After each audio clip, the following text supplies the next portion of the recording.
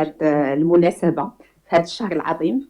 آه، شهر الصيام ياك، ولكن ماشي شهر الكسل ياك. وكنعرفوا الصيام أنه له أثر حسن على المناعة ياك، هذا ما أثبته العلم، ماشي شي حوايج عاد كنجيبوهم من راسنا. فالذاكرة صافية والإنسان هدام، نقدروا نستجبوا إن شاء الله مع هذا الورشة. إن شاء الله تكون غنية بالمعلومات ياك، ولكن بغيتها تكون انتراكتيف، يعني تكون تواصلية أكثر من أن غادي ندير أنا إلقاء. وطبعا مع الأستاذة مع المدام بن حيون غادي نشوفوا الجهة ديال الجمعيات، ومع الأستاذ بوصفيحة غادي يكون عندنا ورشه اللي غادي تطبقوا فيها يعني هذا الشيء اللي غادي تتعلموا شي شويه معايا، ولكن هو غادي يعطيكم يعني الوصايا العشر كيفاش ممكن انكم تفكروا وتشخصوا هذه الامراض النادره على بركه الله. دابا العنوان ديال هاد الفقره كيفاش ان الحمى ياك تكون متكرره او لا المره الاولى، فهي شي حاجه اللي هي كنشوفوها بزاف عند الوليدات ياك. دابا نتوما طلبات طب ياك، كديروا لي غارد كتشوفوا المرضى في المستشفيات ياك، كتشوفوا ان الحمى هي شي حاجه اللي متداوله ياك. شي واحد طلعت له السخانه، جا الرواح طلعت له السخانه، دراتو كرشو طلعت له السخانه، يعني واحد العرض اللي هو بسيط. كيف ان هذا العرض البسيط المتداول ممكن يكشف على واحد المرض جد جد جد نادر. كنقولوا جد جد نادر كيف ما قالت الاستاذه، فهو كيحسب لنا نادر، يمكن حنا ما كنقلبوش عليه، يمكن حتى الاطباء في البلدان الاخرى ما كيقلبوش عليه بزاف، لان عندنا واحد المقال رائع ديال الاستاذ ان العدد اللي مشخص هنا في المغرب لا يمثل الا استاذ شحال 4% من العدد ديال المرضى اللي خصنا، يعني في 100 مريض كنقلبوا على 4 كنشخصوهم، وشوف فوقاش من حاله كنشخصوهم، واش حاله متقدمه ولا حاله يلاه في الاول ياك. وكنخليو شحال 96 ما عرفناهمش، حتى شي حد ما سول عليهم، ماتوا بشي حاجه ولا بقاو كيداواو شي حاجه. المهم حنا غادي نشوفوا اول حاجه واحد المقال ديال الاستاذ بوصفيحه كنعملوه في 2006، ولكن باقي لحد الان يعني عنده قيمه. كيفاش ان كيف ما قلنا الحمى ياك، la fièvre aiguë aux urgences pédiatriques de Casablanca. Quelles sont les causes؟ Okay. ولكن الحاجه الرائعه والمزيانه malheureusement le pointeur ne marche pas avec la présentation. De toute façon, le nombre des consultants c'était 2097 enfants fébriles. OK؟ يعني واحد العدد كبير ديال الوليدات اللي فيهم السخانه. Et les causes, ils sont multiples. Ça peut être des angines, des diarrhées, des méningites, des pneumonies, des appendicites, ostéomyélites, bien sûr, ils sont pas aussi fréquents. Mais comment un symptôme aussi fréquent qu'on va toujours l'affronter soit aux urgences, soit en consultation d'un pédiatre ou d'un généraliste dans un cabinet, un centre de santé, n'importe où, on peut trouver ce symptôme aussi fréquent. Alors, donc, on a parlé de la fièvre qui est assez fréquente. Donc, je vais vous faire juste un petit rappel du système immunitaire que vous connaissez très très bien. C'est quoi le système immunitaire? C'est notre système qui nous défend, ok, des microbes, ok, de tout antigène étranger aussi, ok, il ne faut pas l'oublier, mais qui fait un équilibre, réalise un équilibre dans le soin. Ça veut dire, tous les jours, on a des cellules anormales, cancéreuses qui se produisent. Qui les détruit? C'est le système immunitaire, ok, qui régule la reconnaissance du soi, du non-soi. C'est le système immunitaire. Ça veut dire que mon système immunitaire, il ne va pas attaquer mes propres cellules. Il ne va pas attaquer mon œil, il ne va pas attaquer mes articulations, mes cellules sanguines. Sinon, je vais avoir un problème immunitaire. Et de là, on a dans les déficits immunitaires primitifs, ou actuellement appelés IEI, ça veut dire les erreurs innées de l'immunité, c'est-à-dire qui sont héréditaires innées, on est avec, ok? Ils peuvent se manifester par plusieurs signes. Ça peut être des infections, parce que mon système immunitaire ne marche pas, donc n'importe quel virus, bactéries peuvent m'attaquer. Ça peut être une malignité, ça veut dire mon système ne marche pas pour en fait dégrader ces cellules. Ça peut être de l'auto-inflammation, il y a de l'inflammation dans mon corps qui ne peut pas contrôler. Et donc on peut avoir des fièvres à répétition sans qu'il y ait vraiment un germe. Une auto-immunité, comme on a dit. Mon système immunitaire ne peut pas distinguer entre le soi et le non-soi. Et bien sûr, il y a les allergies et ça peut être des syndromes. Des syndromes, ça veut dire on a des signes spécifiques qu'on peut regrouper dans un syndrome connu. Donc là, pour les erreurs innées de l'immunité, on a actuellement plus de 500 maladies. Plus de 500 maladies héréditaires, ok, qui sont normalement regroupées dans des classifications. Je ne voulais pas vous projeter ces classifications parce que ça complique. De prime abord, ça complique l'approche des déficits immunitaires. Alors, si on la simplifie, peut-être vous allez la voir avec monsieur le professeur Bousfeha après. OK? Donc, on va passer au premier cas clinique qu'on va travailler ensemble. OK? Mohamed Jed, il a 11 mois, c'est un nourrisson, fils unique, de parents non consanguins, un bon niveau socio-économique. Il était admis pour une fièvre résistante au traitement, avec un encombrement bronchique. Il tousse, tout grasse, et il vient chez le médecin avec une fièvre qui ne baisse pas. On lui a prescrit de l'amoxicilline à acide clave, ça ne marche pas. Au bout de 4 jours, toujours fébrile, et il vient vous voir. Il était vacciné selon le PNI, un bon développement psychomoteur et staturopondéral. Mais le médecin qui le voit, il a bien révisé, il a bien analysé le carnet de santé. Heureusement qu'il avait un carnet de santé et chaque médecin qui le voyait notait sur le carnet de santé. Ce qui est très, très, très intéressant et important. Parce que quand je vois un patient, il faut que je prescrive et j'inscris ce que j'ai fait, ce que j'ai constaté, ce que j'ai traité.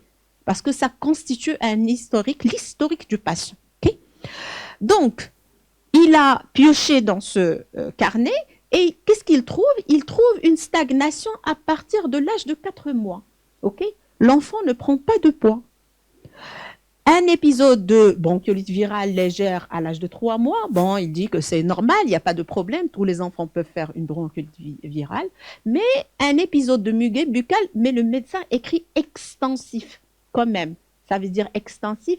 Il sort un petit peu de la petite région de la langue. Ça peut toucher les joues et autres. Donc, déjà, ce mot extensif, ça dérange un petit peu. Et il avait une pneumopathie fébrile à l'âge de 4 mois et une autre à l'âge de 7 mois. Et maintenant, il a 11 mois. OK?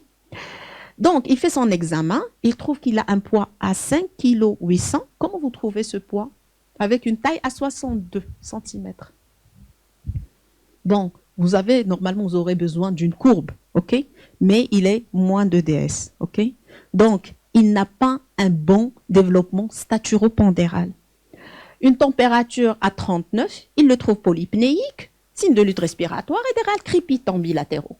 Donc, on est devant quoi? Cliniquement déjà, polypnée, fébrile, une pneumonie. Une pneumonie qu'on peut avoir chez n'importe quel patient. Mais si le médecin n'a pas analysé tout ça, on va dire pneumonie et on va passer. Okay? Donc, il l'examine, il trouve quand même qu'il y a des petites bousselures, des nodules un petit peu sur l'abdomen qu'il n'arrive pas à expliquer. Bon, on va voir ce que ça peut être. La radio, il montrait une pneumonie et il fait quand même une TDM parce qu'il est dérangé par les antériorités de l'enfant. Donc, qu'est-ce qu'on trouve? Des foyers de condensation, lobaire moyen culminal, associés à une atélectasie en bande. Il dit que c'est les séquelles des pneumopathies qu'il a présentées auparavant. Mais quelque chose qui dérange, c'est déjà à la radio, il n'y avait pas l'ambre thymique comme il faut. Et il demande au radiologue quand même, jette un coup d'œil sur le thymus, et il trouve qu'il n'a pas de thymus. Il y a une atrophie. Ça, sur l'image en haut, vous voyez, il n'y a pas la place du thymus. Malheureusement, mon pointeur ne marche pas pour vous montrer, mais j'espère que vous avez bien vu que sur l'image d'en haut à droite, on ne voit pas, de toute façon, toutes les images en haut, on n'a pas de thymus. Donc, il fait un bilan biologique. Une pneumonie, il faut faire un bilan biologique, ok? Il fait une NFS, dont les résultats sont devant vous, une CRP qui est très élevée, c'est normal, une pneumonie chez un nourrisson, un ionogramme qui reste normal, et il fait quand même, il demande à la kiné, puisqu'il a cet encombrement chronique, et il tombe sur un Klebsiella multirésistant, ce qui n'est pas normal. C'est quoi le germe le plus fréquent pour les pneumonies? Le pneumocoque. Le pneumocoque, c'est le plus fréquent. Alors, qu'est-ce qui vous attire sur la lymphopénie? Ça vous dérange? Pourquoi? Pourquoi ça vous dérange? C'est une infection. Est-ce que l'infection ne peut pas faire ça? Ne peut pas causer ça? C'est pas grave, vous vous exprimez. Tu t'es exprimé, tu as vu qu'il y a une lymphopénie. Non, mais c'est pas grave. Tu n'as pas étudié la pédiatrie et tu as vu qu'il y a une lymphopénie. Alors qu'il est passé chez 4 médecins qui n'ont pas vu cette lymphopénie, malheureusement. Donc, tu es bien. Je te félicite. Oui, alors, cette lymphopénie, elle est très profonde. Un nourrisson de cet âge, il doit avoir combien? 3000, pas 1500, 3000. Souvenez-vous, c'est 3000, ok? Et donc, il a 855. C'est pas normal. Quand je trouve des chiffres comme ça, je dois vérifier si le patient a d'autres NFS auparavant, ok? Je peux dire que peut-être c'est l'infection, mais en général, on n'a pas des lymphopénies aussi profondes, ok? Et surtout, il faut savoir les faire. Malheureusement, comme j'ai dit, cette lymphopénie a échappé à plusieurs médecins auparavant, malheureusement. Donc, la lymphopénie qui est là, donc déjà le germe qui n'est pas normal, même si je trouve moi un pneumocoque, avec cette lymphopénie, je vais tiquer. Donc, avec cette atteinte interstitielle, avec cet encombrement, avec cette lymphopénie profonde, qu'est-ce que je crains? Je crains aussi un germe opportuniste. Ça peut être aussi le CMV, que je cherche par une PCR, qui était négative. Hop, j'ai donné la réponse. Devant une lymphopénie, qu'est-ce qu'on va faire? Malheureusement. Bilan immunitaire. Pourquoi le bilan immunitaire? La lymphopénie, quelles sont les causes d'une lymphopénie? VIH en premier. Le VIH en premier. Un déficit immunitaire. OK? Une lymphopénie, toujours chercher s'il y a une prise médicamenteuse. En général, chez les enfants, on n'a pas la corticothérapie au long terme, on n'a pas une radiothérapie, on n'a pas une chimiothérapie, on n'a pas... Mais tout ça, on doit le chercher, un immunosuppresseur. Ça, il faut le chercher. Mais dans ce cas, on n'avait pas ces éléments. OK? Donc, il faut faire un VIH, tout simplement. On va le faire par PCR ou par sérologie. Il a 11 mois. Pardon? Vous avez fait le cours de 6e année? Non. La PCR, elle cherche l'ADN, elle va se positiver en premier. Alors que la sérologie, elle cherche les anticorps. C'est après la réaction du... Donc, qu'est-ce que je dois faire? Non.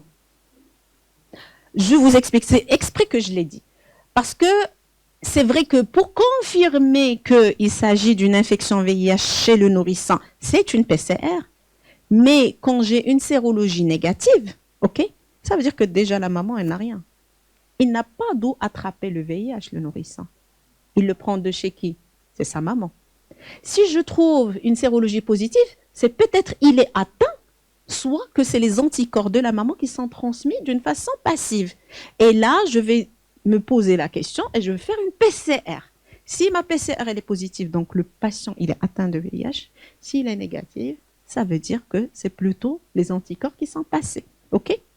Mais pour cribler déjà de prime abord, il faut faire une sérologie, toute simple. OK? Parce que cette confusion, elle est assez fréquente. Donc au début, on fait une sérologie. Et après, on va voir, est-ce qu'on va faire la charge virale, les PCR et tout, ou c'est pas la peine.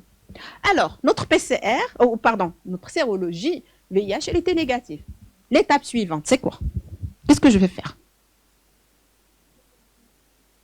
Oui, mais je dois refaire une NFS. Nous, on avait des antériorités.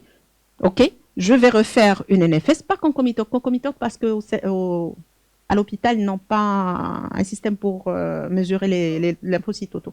Mais ce n'est pas obligatoire. Mais toujours, une lymphopénie, elle doit être confirmée 2 fois. On avait des NFS auparavant, on a analysé, il avait une lymphopénie profonde. Donc, on fait les sous-populations. C'est quoi les sous-populations? On va voir ces lymphocytes qui existent. Quelle est la répartition de ces lymphocytes? OK? Vous vous souvenez, on a quoi? On a les lymphocytes totaux qui sont visibles sur la NFS. On a sur les sous-populations que 440. 440, c'est minime. Ça s'approfondit encore. OK? Qu'est-ce qu'on va chercher? Les lymphocytes T. Vous vous rappelez, les lymphocytes T, ils sont vraiment bas, 13. Et dans les lymphocytes T, on a les 2 populations. Qu'est-ce qu'on a? Les helpers et les cytotoxiques. Donc, les 2, ils sont abaissés. OK? Et les lymphocytes B. Quel est le rôle des lymphocytes B? Bravo. Et donc là, ils sont présents. Ils sont à 391. Et les natural killers, ils sont presque absents. Il a une cellule. Alors qu'il devrait normalement à cet âge avoir 100. Donc, et on cherche aussi l'expression d'un récepteur, le HLA-DR, normalement qui est bien exprimé ici. Qu'est-ce que je conclus en quoi? Je conclus à quoi? Pardon. Un déficit en cellules lymphocytaires, les T et les NK. Mais les B, ils sont présents. OK?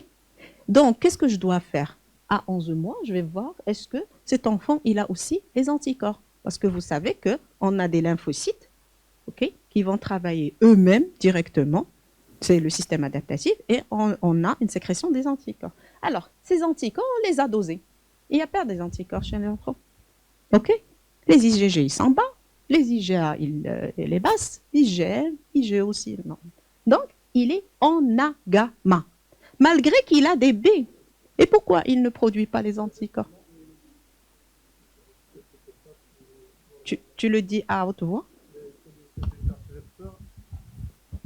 Les cellules CD4 helper n'existent pas. En principe, c'est eux qui assurent la commutation isotypique des lymphocytes P et la production des anticorps spécifiques type IgM, IgA, etc. Sans cette coopération entre les lymphocytes T helper et help, ça veut dire ils sont auxiliaires, ça veut dire ils aident les B pour produire. Si on n'a pas les helpers, donc on ne peut pas produire malgré que j'ai des B qui sont normaux. OK? Et c'est le cas. Donc ce type de déficit immunitaire, on l'appelle déficit immunitaire combiné. Combiné pourquoi? Parce qu'il n'a pas d'immunité cellulaire, il n'y a pas de lymphocytes et il n'a pas d'anticorps. L'immunité humorale et cellulaire, ils sont 2 combinés. Et il est appelé sévère parce qu'il apparaît dans les premiers mois de vie. Il est sévère parce qu'il n'y a pas un système immunitaire, carrément, il n'existe pas. OK? Et c'est fatal. C'est fatal parce qu'il tue les enfants avant l'âge de 2 ans. Si on ne greffe pas, si on ne remplace pas ces lymphocytes. OK? C'est le SCID, communément SCID appelé. Severe Combined Immune Deficiency. C'est l'abréviation en anglais. On les classifie normalement selon l'existence des T, des B et des NK. Et donc, dans ce cas, soit c'est un lié à l'X ou autosomique récessif. On a fait une étude génétique et c'était lié à l'X. OK? C'était des parents non consanguins. C'était une mutation du gène interleukine du récepteur gamma chain. OK? Bon, de toute façon, les mutations, vous oubliez, c'est pas grave. Mais pour moi, l'essentiel, c'est que vous repérez ce type de patient. Malheureusement, on les perd. On a des familles avec plusieurs cas décédés, OK? Et on ne sait pas pourquoi. Si on cherche un petit peu, on leur demande, vous avez une NFS, vous avez quelque chose? Oui, ils nous ramènent avec des lymphopénies profondes. Et c'est des décès dans un contexte de fièvre, dans les réanimations. Peut-être on va diagnostiquer le 4e enfant, OK? Et les autres, ils sont décédés sans diagnostic, malheureusement. OK? Alors, c'était quoi ces nodules? C'était une BCGite. Parce que l'enfant, qu'est-ce qu'il avait? Il avait une réactivation du site du vaccin, ok? Ok, avec une adénopathie homolatérale, et il avait ce type de nodule que le médecin n'a pas su interpréter. Ok, en cas de lymphopénie, toujours chercher. En cas d'infection à répétition, en cas de retard staturopondéral, en cas de signe qui vous dérange, quand vous examinez chaque enfant, il faut toujours voir la cicatrice du vaccin. Est-ce qu'elle est normale ou il y a une réactivation? Est-ce qu'il y a une adénopathie? Est-ce qu'il y a hépatosplénomégalie? Et là, on avait cette BCG diffuse. Ça veut dire que le système, il est tellement défaillant que le vaccin que tout le monde tolère, il n'était pas toléré par cet enfant. Il a causé une maladie. Voilà. Donc, quand je vais évoquer un déficit immunitaire, je vous invite à lire cet article, malgré qu'il est ancien, mais il est toujours d'actualité. Il date de 2012. Donc, c'est des infections qui sont sévères, ok, qui sont persistantes, qui sont inhabituelles. Pour notre enfant, c'était un klebsielle, c'est pas normal, multirésistant. Récidivante, il fait plusieurs pneumopathies, ok. Il y a des choses qui n'étaient pas normales chez cet enfant. Donc, j'aimerais bien j'aurais bien aimé que cet enfant soit diagnostiqué avant cette étape qu'on l'a vu nous. Heureusement, il est greffé, mais avec des complications. OK? Voilà un autre cas qui était diagnostiqué un petit peu en retard. C'est un muguet extensif. Mais j'aimerais pas diagnostiquer les patients à ce stade. OK? J'aime bien qu'on diagnostique à temps pour qu'on ait la greffe et qu'on puisse avoir de bons résultats. Voilà, donc un muguet extensif, il avait une autorée avec obstruction du conduit auditif, il avait une infection du tissu mou avec une nécrose carrément. Voilà. Le deuxième cas clinique, c'est une fille qui est mignonne. On ne dirait pas qu'elle a un déficit immunitaire. Ah ben oui, d'office.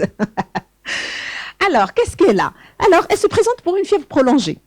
OK? Une fièvre prolongée. Avec une petite lésion. Vous voyez la première qui est à gauche. C'est ça ce qui est apparu. Une petite lésion érythémateuse qui devient un petit peu noirâtre. La maman a consulté.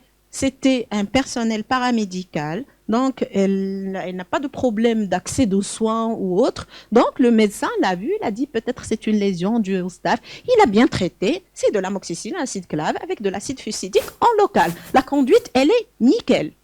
OK? Mais il n'y avait pas d'amélioration, c'est ça ce qui n'est pas normal. Et regardez, il y a une aggravation. La lésion s'étend, elle est noirâtre. Et puis regardez, c'est vraiment, on a une partie de la peau qu'on perd avec un défect après, ok. Et l'évolution, ça fait eczéma gangrénosum. Donc on pousse l'interrogatoire. Qu'est-ce qui se passe chez cette fille? Elle était référée chez nous dans cet état. On cherche dans les antécédents. On note quelques fièvres à répétition. La maman, oui, il dit, oui, des fois, elle a des fièvres. Quelques diarrhées quand même, une fois tous les 2 mois, c'est pas normal. Hein, que l'enfant ait une diarrhée chaque mois ou chaque 2 mois qui sont fébriles. Elle a fait de bronchite et elle avait une dermatite atopique. La maman, elle est asthmatique. Pas grave, ça dérange pas trop. Mais cet aspect, il n'est pas normal. OK? Donc, qu'est-ce qu'on fait en premier quand on a un enfant qui est fébrile, qui a une lésion comme ça? Qu'est-ce qu'on fait? Qu'est-ce qu'on fait? Moi, il la garde.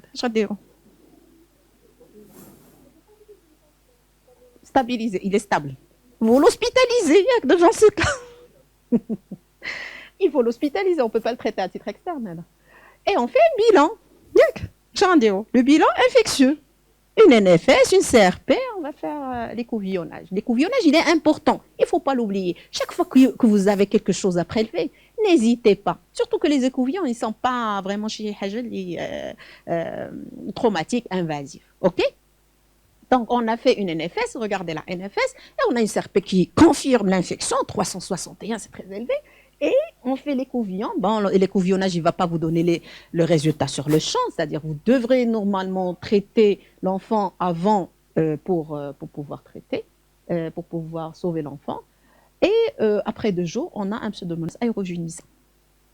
Le germe, il n'est pas habituel. Ok, on s'attendait normalement à quoi? Un staph. Le staph, en général. Ok.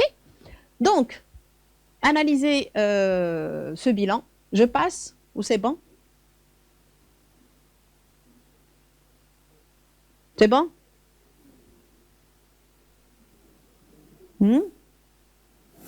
C'est ok pour vous? Tu as trouvé une neutropénie. Une neutropénie à combien? C'est pas normal. C'est pas du tout normal.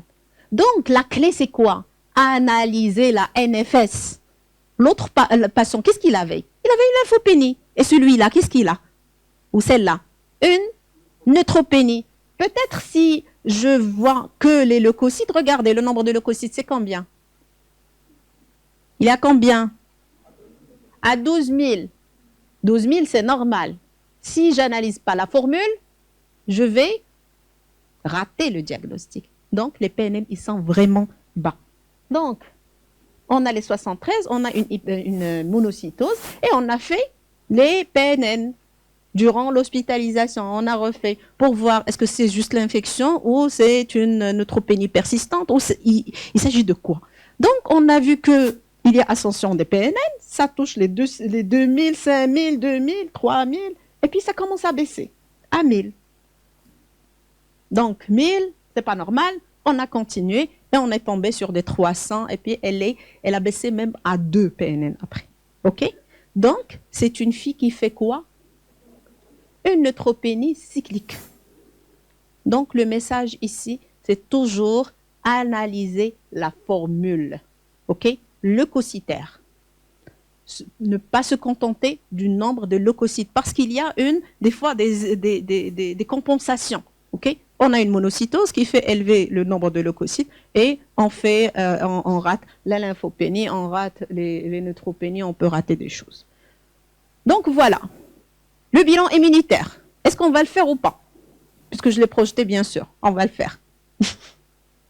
Donc, le VIH, est-ce qu'il peut causer une neutropénie? Oui ou non? Oui, bien sûr. OK? Il peut causer une... Normalement, c'est la lymphopénie dans les stades SIDA, ok? Mais auparavant, il peut causer une thrombopénie, il peut causer une anémie par des mécanismes auto-immuns, ok? Donc, une sérologie VIH négative, toujours quand on pose déficit immunitaire, il faut toujours éliminer le secondaire, ok? Minhum secondaire, c'est le SIDA, le VIH, l'infection VIH, mais aussi tout ce qui est traitement. Il ne faut pas oublier les traitements. Des fois, on a des thérapeutiques qui peuvent provoquer.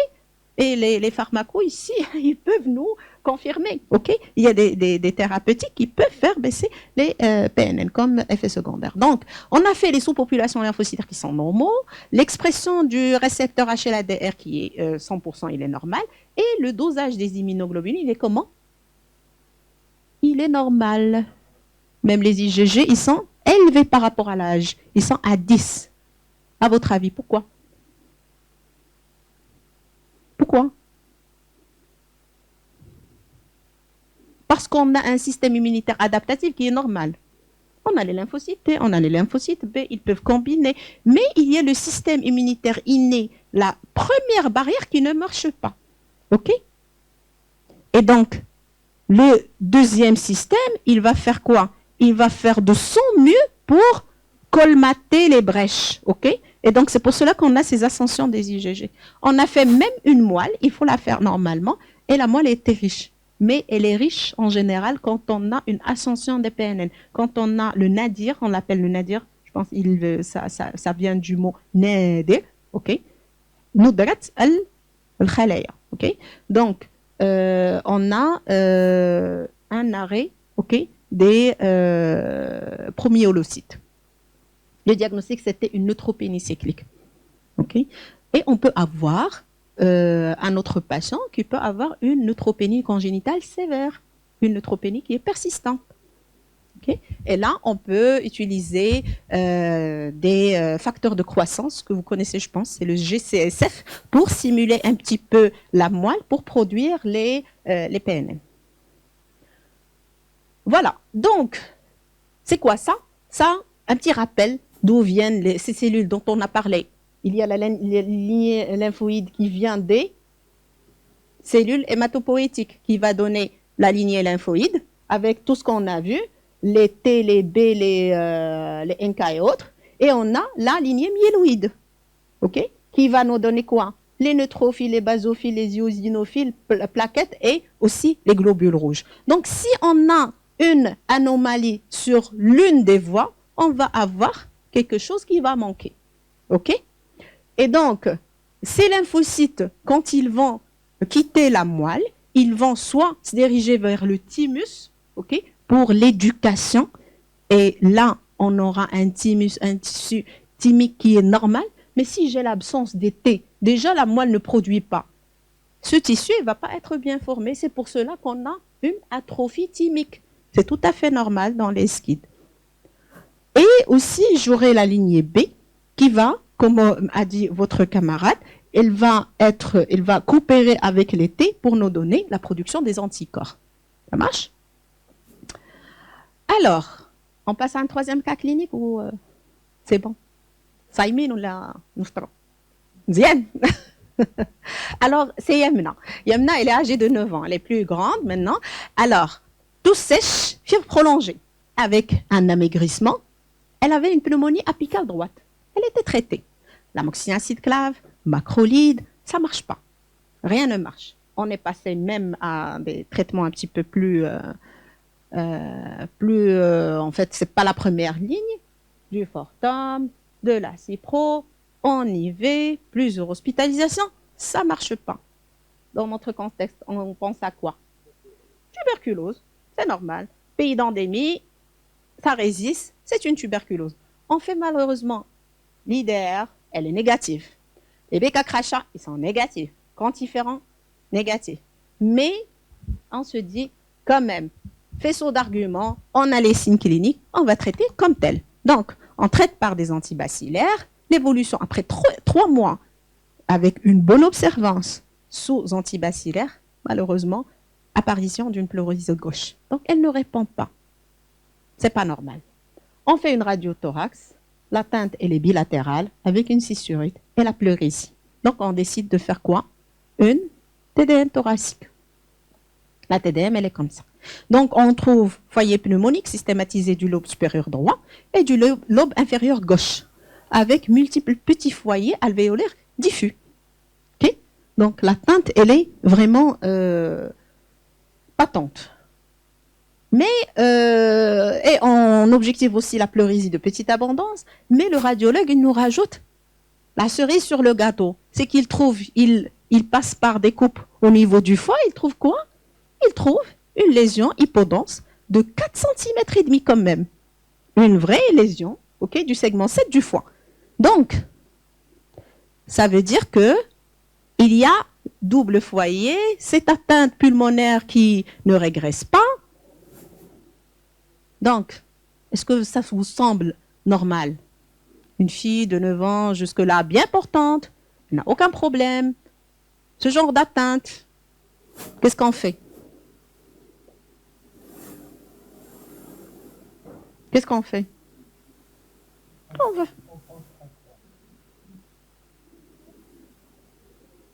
Pardon? C'est un abcès hépatique, très probablement. OK? Avec une atteinte infectieuse. Donc, vous allez faire un bilan normal. Vous allez faire une NFS, peut-être c'est une neutropénie. Mais là, je trouve les PNN sont élevés quand même. Donc, ça confirme l'infection. La CRP aussi, elle est positive. Les lymphocytes, pour l'âge, ils sont normaux. C'est ça? Ils sont normaux? Oui ou non? Elle a 9 ans. Ils sont normaux ou pas? Non? Combien elle doit avoir? Pardon? Oui, monsieur, vous avez dit un chiffre. 3500. Non. À 9 ans, on peut avoir 1500. C'est normal. OK? Donc, 2044, c'est normal. Ça marche? on fait quand même une ponction de pus qui revient négative. Donc, c'est quoi cette infection qui traîne? Ça fait 6 mois, ok? 3 mois avant le traitement, 3 mois après les antibacillaires, et on a pensé à un germe un petit peu bizarre qui s'appelle l'aspergillus. Ok? L'aspergillus, il évolue à bas bruit, et donc on a fait une antigénémie, une sérologie qui revient positive. Ok?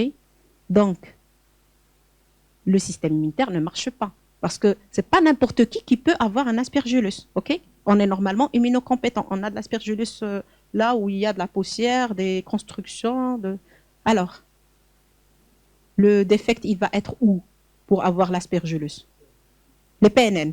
Les PNN, ils sont normaux à 18 968. Bravo. Ça peut être le fonctionnement, ok? Le fonctionnement. C'est-à-dire, j'ai des PNN mais qui ne fonctionnent pas. Alors, c'est quelle anomalie de fonction?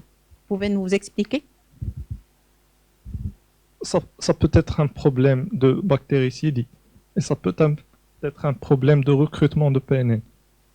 Très bien. Donc, recrutement de PNN. Recrutement de PNN, il y a un défaut de synthèse de protéines qui permettent de recruter le PNN au niveau tissulaire, qui n'assure pas le passage du secteur vasculaire au secteur tissulaire. On a une signalisation persistante de l'inflammation, une production accrue de PNN sans recrutement au niveau de tissulaire. Ça va être reflété par une hyperleucocytose à prédominance PNN avec des résultats ou une pathologie reflétant en principe un déficit en PNN. Des PNN présents, mais avec une pathologie faisant penser à un déficit. Mais justement, c'est ça. Mais on discute les deux cas de figure. Il y a le P. C'est votre camarade l'a dit. Vous pouvez le dire. Ah, effectivement. Le déficit en molécules d'adhésion. Ça veut dire que les leucocytes, ils ne peuvent pas adhérer. OK? Il y a le roll-in, il y a l'adhésion, et la diapédèse. OK? Ils ne peuvent pas faire ça. Ils ne peuvent pas adhérer pour faire la diapédèse pour arriver au site de l'infection. Parce qu'on a le P. جواب تاني fonctionnement la bactéricidie ça veut dire tu peux expliquer normalement le fonctionnement normal ديال le PNN تكون une phagocytose la création d'une vacuole ou dépôt ديال le lysozyme ou lyse ديال les éléments bactériens le déficit de la bactéricidie بحال الا كتكون une stabilisation ما كيكونش une production ولا داك la vacuole ما كتصاوبش كيوقع un stress le PNN ما كيقدرش ياسوري لا ليز بكتيريان وكيبقى داك لو سيكل في داك لو بروبليم بحال هكا. OK, et il n'y a pas le superoxyde pour pouvoir donner les éléments qui connaissent le lysozyme pour détruire la bactérie. Ça s'appelle comment cette maladie? Granulomatose chronique septique. Septique parce qu'il y a un germe, chronique parce qu'elle est chronique, et granulome parce qu'il y a un granulome, formation de granulome, ok? Mais on n'arrive pas à cerner l'infection. Et donc là, on a fait notre bilan comme d'habitude. Le VIH, maintenant, vous êtes rodés, hein?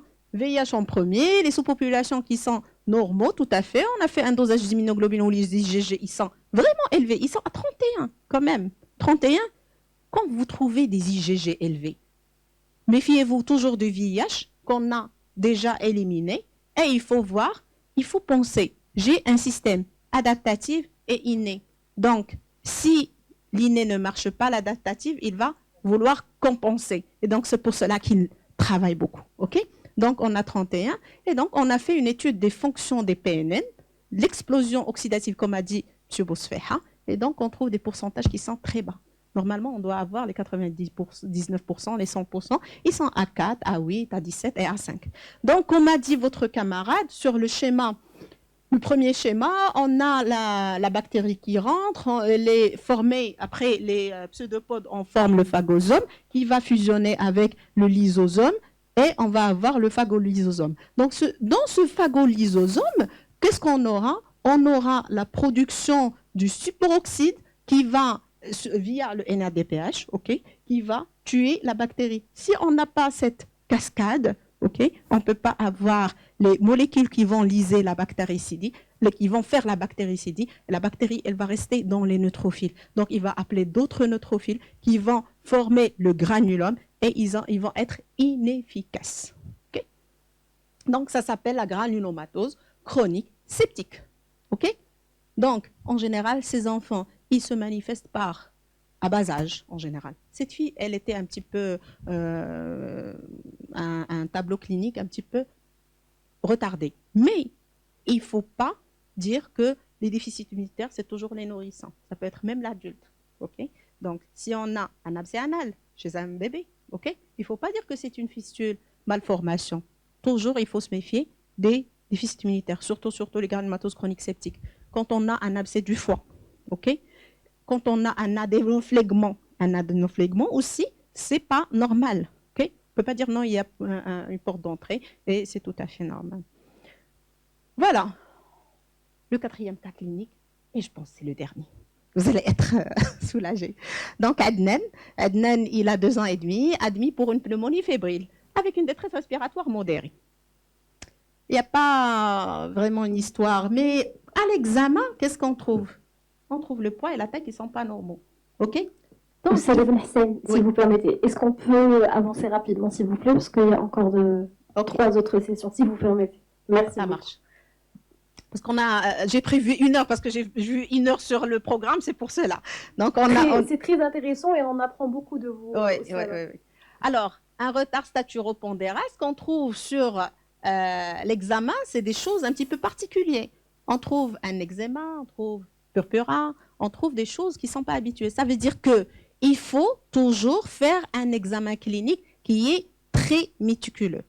Je ne vais pas traiter que la pneumonie, mais je vais voir, c'est-à-dire un examen qui est assez détaillé. Donc, on trouve qu'il y a aussi des infections à répétition, respiratoires, autorées, diarrhée, une hospitalisation. Il était hospitalisé pour une PTAI avec un retard staturopondéral. Ils ont fait tout un bilan, surtout maladies de système, ils n'ont rien trouvé pendant 24 jours. Là, la radiothorax montre qu'il a une pneumonie avec une dilatation de branche qui n'est pas normale à cet âge. Dilatation de branche, ça veut dire qu'il fait des infections respiratoires à répétition, ça veut dire que le système immunitaire ne marche pas. On fait des NFS, qu'est-ce qu'on constate? Des thrombopénies. Thrombopénie à répétition, moins 2000. On pense à une maladie, on fait un frottis. Effectivement. Wiskott-Aldrich. Bon, je suis obligée de passer rapidement. C'est les microplaquettes, c'est la triade, c'est l'eczéma, les infections respiratoires à répétition, la thrombopénie. On n'est pas obligé d'avoir toute la triade, mais toujours, quand on a un garçon, thrombopénie et infection, il faut toujours voir la taille des plaquettes. S'ils sont microplaquettes, il faut bien sûr penser au syndrome de Wiskott-Aldrich. Donc, quand on va évoquer un DIP, c'est la fréquence, la récurrence, les germes aussi. Il faut toujours avoir le réflexe de chercher quel germe. Si opportuniste, ça veut dire que ce n'est pas normal. On est normalement immunocompétent contre le CMV, les candidats, le Aspergillus et autres. La sévérité, la gravité, il ne faut pas négliger l'histoire familiale, les cancers aussi dans les familles. C'est important à chercher. OK? Ça veut dire que le système immunitaire ne marche pas. Les complications de la vaccination, il ne faut pas les oublier. Et surtout, avec une formule sanguine, on a beaucoup d'informations. OK? Les neutropénies, les lymphopénies, quand c'est inhabituel, pensez à un déficit immunitaire. Donc, je vais conclure. Premièrement, un symptôme courant, comme la fièvre, il peut cacher quoi? Une maladie rare, qui n'est pas aussi rare, mais que le médecin ignore. Alors, mais avec un bon interrogatoire, un bon examen clinique, quelques examens de labo simples, avec une NFS, on a diagnostiqué plusieurs maladies là. Okay? On peut diagnostiquer, traiter à temps et sauver des vies. Bien sûr, il faut y penser et il faut être curieux et prendre les parents au sérieux. Voilà, donc je vous invite à la fin à notre congrès, 4-6 juin, si vous voulez apprendre encore plus autour de la thématique des déficits immunitaires, la prédisposition aux infections et autres. Donc ça va être du 4 au 6 juin 2026 à Casa. C'est facile, à l'hôtel Hilton Garden. Et merci.